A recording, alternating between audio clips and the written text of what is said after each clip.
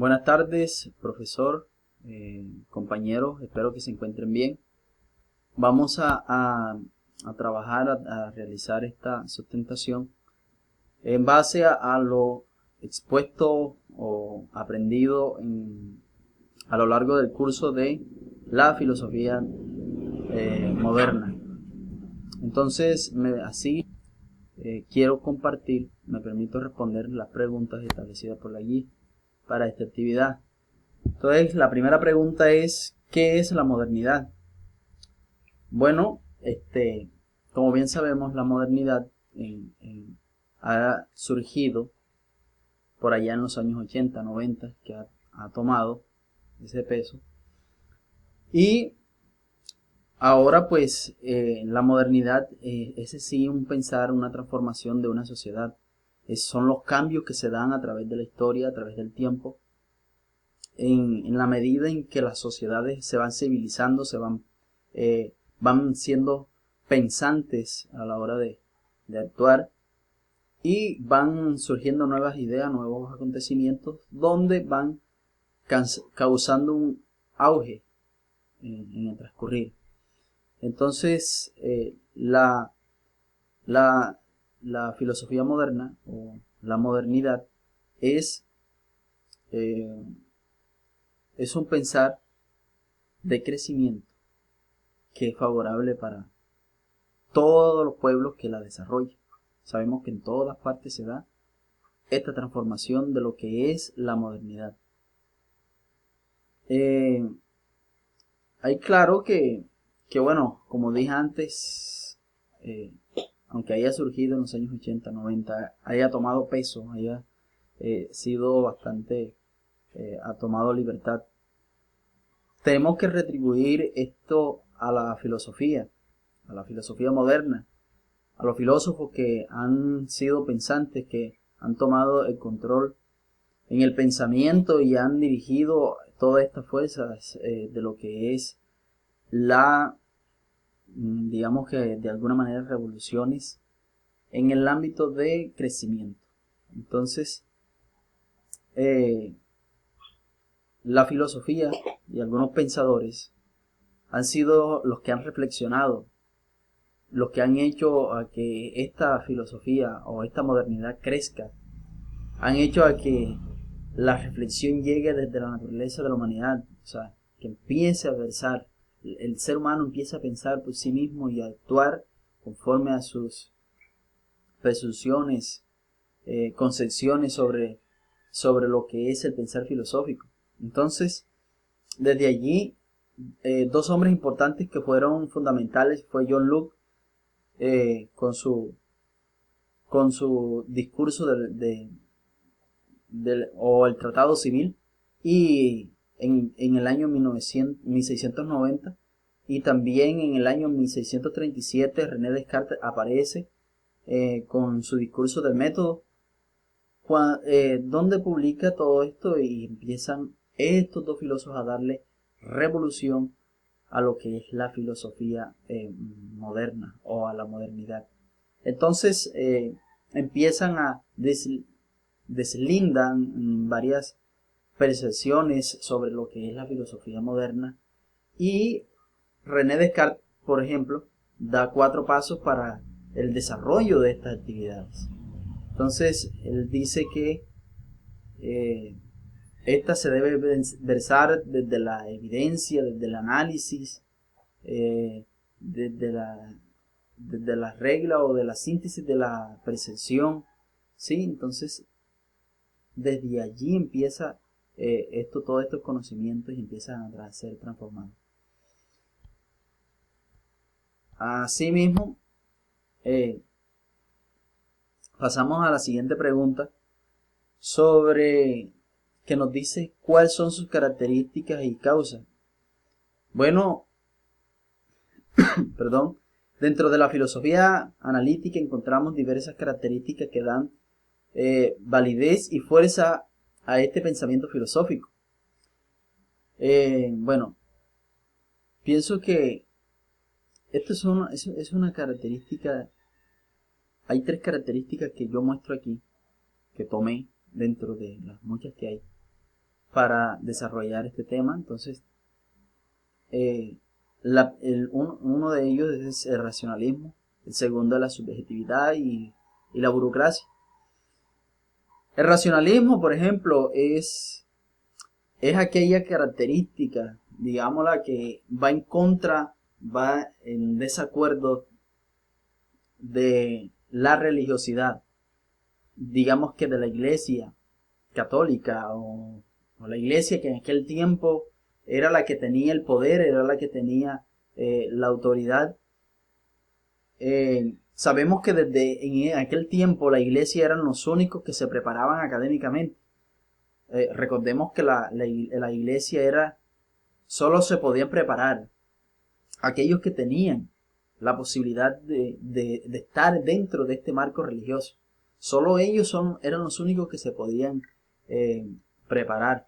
Desde allí entonces empiezan a pensar y esto se va acabando, el poder religioso se va dispersando en la medida en que llegaron las guerras, llegaron varios mandatos y la sociedad que aquí estaba se fueron dispersando y se fueron relegando digamos a otros continentes como digamos a otros países como Grecia, Egipto, sí, entonces se fueron para allá, fueron disparcidos por causa de estas problemáticas de la guerra o los distintos gobiernos que surgieron en aquel tiempo y fueron tomando, aquellos que fueron tomando aquellas percepciones, fueron teniendo los ideales de los egipcios, de los griegos, de todos ellos, y volvieron acá con otro pensamiento, con otras ideas. Ahí comienza a darse lo que es la modernidad, empieza a cambiar, y dice el hombre, entonces ya dice, yo soy capaz de pensar, no puedo estar relegado o sometido a lo que nos dice la religiosidad. Y empieza a comenzar o comienza lo que es el humanismo, que hoy conocemos como el humanismo filosófico. Entonces, allí esta percepción del racionalismo verse desde la razón. Entonces, ellos tenían razón en decir que ellos no podían seguir siendo esclavos de los religiosos, por decirlo así. Entonces empieza este proceso a cambiar. La otra es la subjetividad, otra característica. La subjetividad es la fuerza del racionalismo, es donde se sustenta, donde empieza lo moderno, o sea, empieza diciendo esto, aquí y aquí, empieza el crecimiento, a dar una reflexión de lo que hablábamos o de lo que decía del humanismo. Empieza el hombre a percibir, a darse cuenta de que él puede hacer las cosas, de que él puede hacer esto, de que él puede dar una idea para cambiar esto, en fin. Tiene su propia concepción y la toma para sí. Así también encontramos la burocracia. La burocracia, es quizás una nueva forma de gobierno, ¿sí? La cual se dirige por la racionalidad de un Estado. Es decir, hay un nuevo pensante. Recordemos que hubieron muchos, como hablábamos antes, hablábamos antes que hubieron varios gobiernos. Dentro de todo eso se fueron dando un proceso de gobernabilidad, ¿sí? Y todo cambia, ese pensamiento en cuestión, englobando todas estas tres partes, que cuando Carlomagno es el que da función a todo esto y da el empuje a todo esto, donde la religiosidad, lo que hablábamos antes, cambia y empieza, ya Dios no es el centro sino el hombre. Aquí entonces el hombre empieza a gobernar y se forma un gobierno que es el Estado, y es el que empieza a regir y dar forma de gobierno a lo que es el Estado moderno. Empieza las políticas, por decirlo así, empieza allí, cambian, las políticas cambian. Perdón. La otra pregunta que dice, ¿qué es y en qué consiste el racionalismo? Bueno, Esta corriente filosófica declara que todo conocimiento es proveniente de la razón, siendo el único medio que el hombre tiene para llegar a conocer un tema. Solo desde el pensamiento, del pensar, el hombre tiene la posibilidad de conocer, de hacer cambios que se dan. O sea, es a través de la razón que se puede llegar a conocer algo significativo. Es a través de la razón que se dan o que hay una verdad. A través de la razón, el racionalismo nos enseña que solo a través de la razón existe una verdad o una mentira. Existe algo concreto. Entonces, otro propósito de esta corriente filosófica es el de contradecir el empirismo. Esto va en contra, el racionalismo va en contra del empirismo, porque el racionalismo dice que el empirismo confunde a los sentidos. Esa es la apreciación y esa es la disputa que hay entre estos dos bandos. Entonces, lo que busca el racionalismo es buscar un buen conocimiento que sea proveniente de la razón, que no haya duda ninguna, o que todo sea verdadero.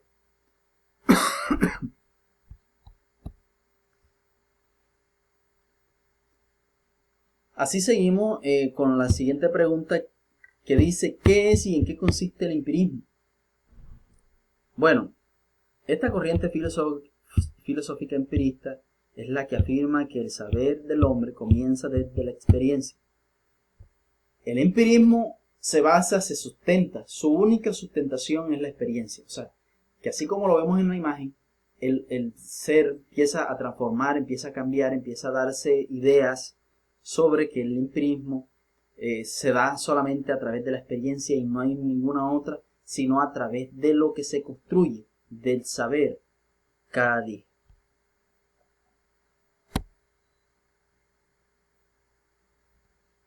También encontramos qué es y en qué consiste el idealismo. Bueno, el idealismo está dentro de las cosas que nosotros pensamos. Nos hacemos una idea, pensamos y decimos: no, esto es así, esto es asado, pensamos aquí y allá. Pero el idealismo se da a través del tacto, de la vista, del oído, y se generaliza o se materializa a través del pensamiento, de la psiquis. A través de eso se dan las ideas y es donde se sustenta el idealismo.